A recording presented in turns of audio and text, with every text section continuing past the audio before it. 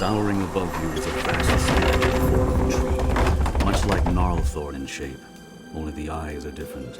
They are huge and lustrous and brown, shining with a savage awareness. It is him. A wind rises across the surrounding trees, like the first breath of some reawakening god. The mouth of the tree spirit opens soundlessly, but a silence is suddenly lifted from the forest. An unnatural quiet that you never realized was there until now. This one's moods shift like the winds, even more so than mine. A humble approach is best. The tree spirit seems to notice you for the first time, and the lustrous eyes flash. The creature draws back, and the great wind fades, falters, as if the spirit is struck by a sudden weakness or pain. Will you always be here when I wake, devourer of souls? Gorge on my life 100 times and you will never be sated. Nor will I ever die while the forest persists.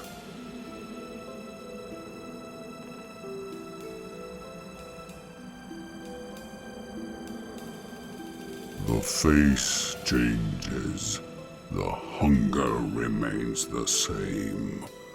Why did you slay the parasite and call me forth, if not to feast once again?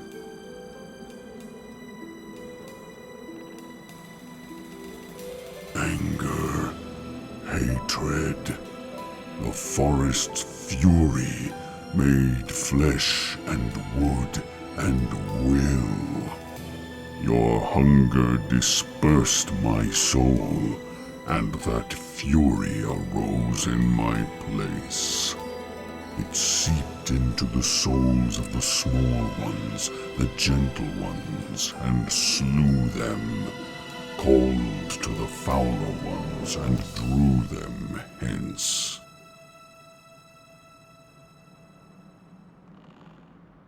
Hatred has no mind of its own. It must find a center, a focus, a thrall. Through her mind and her voice, the parasite schemed and avenged.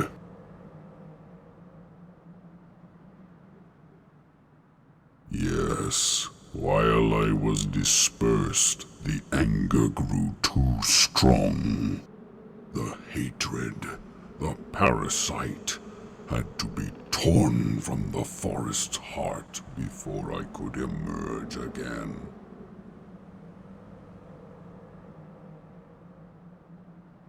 The woodman is silent, its lustrous brown eyes flat and unmoving. Somehow you sense that the Great Spirit is confused, that somehow you are not what it expected. Yes, I was and am too weak.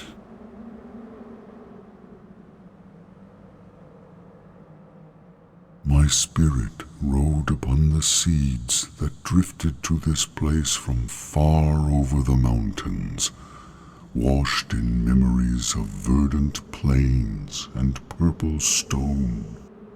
Chontia, Mailiki, Larue, I knew them as beasts, savage matrons of the hunt, leading their packs beneath my boughs, before the dreams of men changed them into mild, docile things.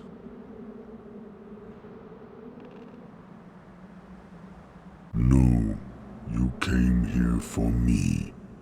Your hunger wishes to feast again. It led you hence, though you know not why.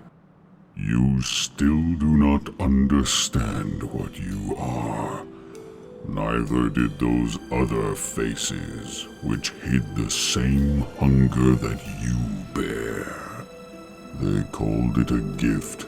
You think it a curse. It is neither.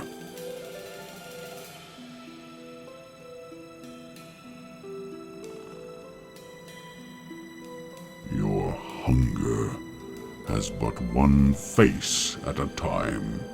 That face may change, but always there is only one.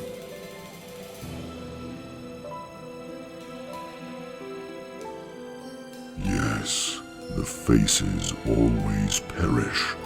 The more they eat, the more they must eat.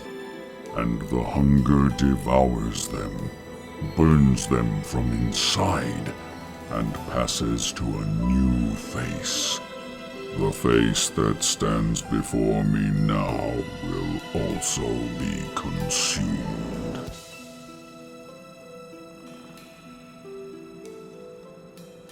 It is your nature.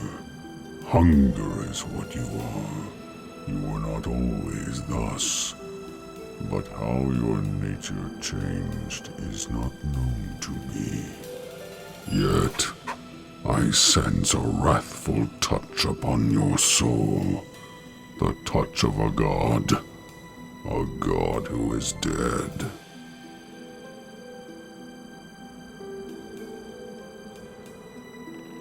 An unfamiliar god, a stranger to the forest.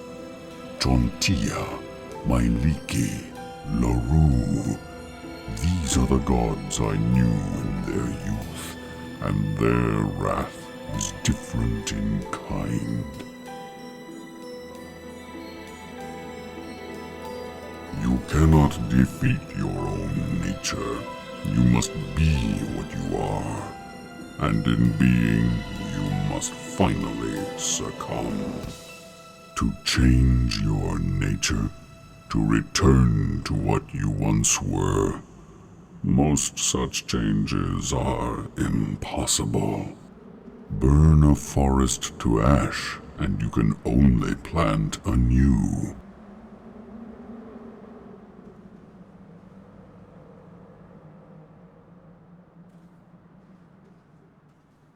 Such an act would defy the nature of your hunger, and teach it to obey you, perhaps.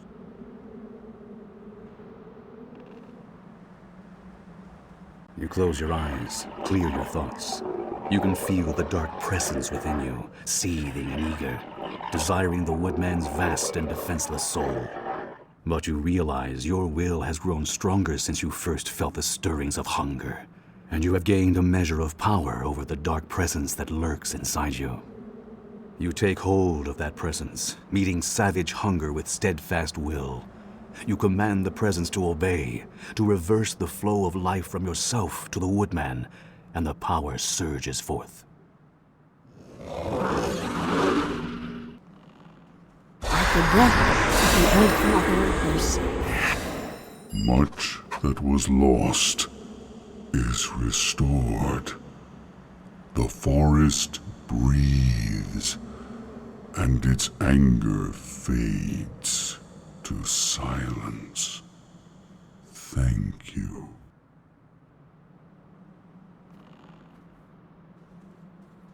It seems your hunger, as powerful as it may be, is nothing compared to your will.